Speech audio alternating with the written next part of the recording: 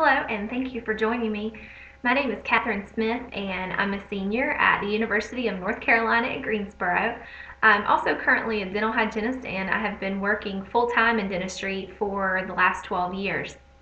Because of my background in dentistry, I have chosen to do my Healthy People 2020 research on the effects of tobacco on oral health. The Healthy People 2020 initiatives on tobacco are aimed at reducing the overall use of tobacco products such as cigarettes and chew, snuff, those types of things. The CDC calls tobacco-related health issues an epidemic in the United States. And the CDC also states that tobacco use is the single most preventable cause of death. I think that that's a pretty compelling statement. Reducing tobacco use will also reduce the incidence of other health-related concerns of Healthy People 2020. So some of the other objectives such as cancer, cardiovascular disease, periodontal disease, and tooth loss, by reducing tobacco use will have kind of an umbrella effect over these other Healthy People initiatives. And so we can improve the health of Americans across the board just by focusing on this one initiative.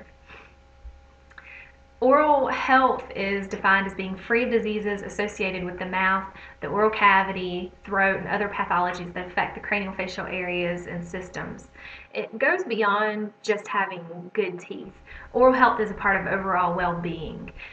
It allows us to eat, speak, interact with other people, and without these basic abilities, we would have a pretty poor quality of life. Tobacco is proven to have an effect on oral health. At the most extreme, we're familiar with tobacco causing cancer and even death. And on the other end of the spectrum, people tend to think of smokers as having stained or discolored teeth.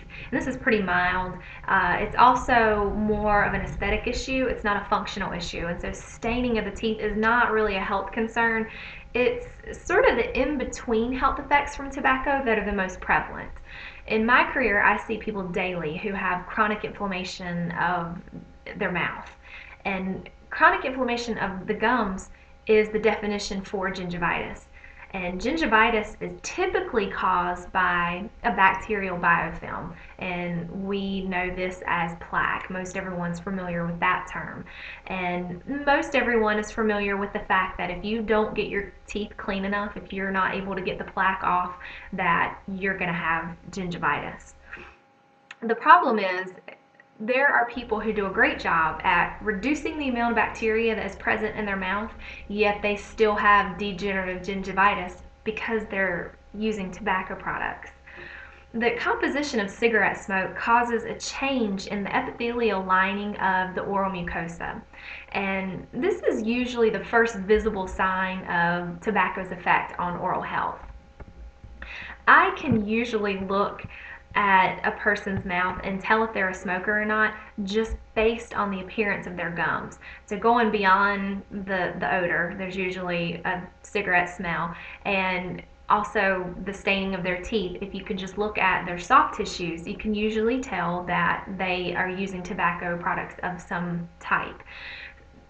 Cigarette smoking usually causes the gums to become red and fibrotic and causes the gingivitis issues. Smokeless tobacco usually causes dysplasia, which is a cell change. It's basically the very first and minor stage of what we would call cancer.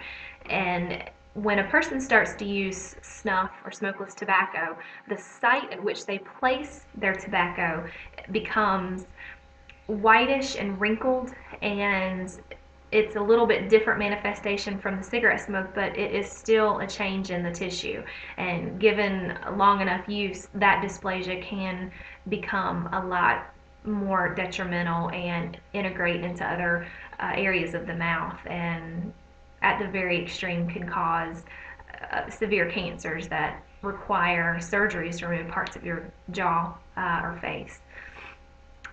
Chronic inflammation directly affects individuals' overall health, going back to the overall well-being. There's new and interesting information out about the relationship between low-grade chronic gingivitis and cardiovascular disease. This tells me that by just smoking one cigarette, there's a chain reaction that starts with that cigarette, and it causes the gums to become irritated, and then eventually that can lead to a person becoming more susceptible to other chronic systemic inflammatory diseases, such as the cardiovascular disease and even type 2 diabetes. Once these health issues really get manifested, uh, there becomes a financial burden on the patient. The CDC estimates that tobacco costs the United States $193 billion annually on medical expenses and loss of production. I believe this statement because of the amount of money that I see patients spending on trying to maintain their health.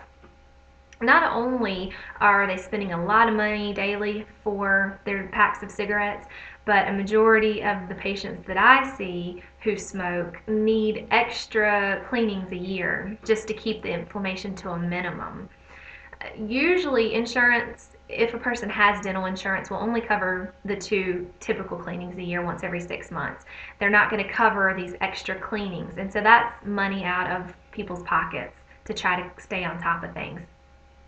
I often see periodontal disease progressing in patients regardless of their dedication to keeping their mouths clean. So many smokers end up going through expensive and painful gum surgeries. So this is even more money, and it also falls under the loss of production category because this is time off of work, and which is loss of production for the company that they work for.